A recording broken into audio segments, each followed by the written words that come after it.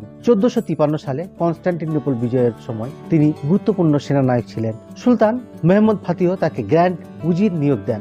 তিনি কয়েক দফায় এই পদে ছিলেন। তার ওই পদের সময়কাল ছিল 1456 সাল থেকে 1468 সাল এবং 1472 সাল থেকে 1474 সাল পর্যন্ত। তিনি দক্ষ কূটনীতিক ছিলেন এবং ইউরোপের বিভিন্ন রাষ্ট্রের সঙ্গে শান্তি ও চুক্তি সম্পাদনে ভূমিকা রাখেন। একই সাথে বলকান, সার্বিয়া, বসনিয়া, আলবেনিয়া এবং আনাতোলিয়ায় সামরিক অভিযানে নেতৃত্ব দেন। তিনি ছিলেন একাধারে সামরিক, কৌশলী, রাষ্ট্রনায়ক এবং সাহিত্যপ্রেমী। তার পৃষ্ঠপোষকতায় অটোমান সাম্রাজ্যে শিক্ষা, স্থাপত্য ও সাহিত্য চর্চা সমৃদ্ধ হয়।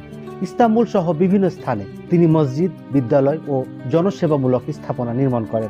শেষ জীবনে রাজনীতি ও দরবারি ষড়যন্ত্রে তিনি অপদস্থ হন। সুলতান মেহমুদ ফাতিহের সঙ্গে সম্পর্ক খারাপ হলে তাকে 1474 সালে মৃত্যুদণ্ড দেওয়া হয়। বন্ধুরা, উসমানীয় সাম্রাজ্যের গ্র্যান্ড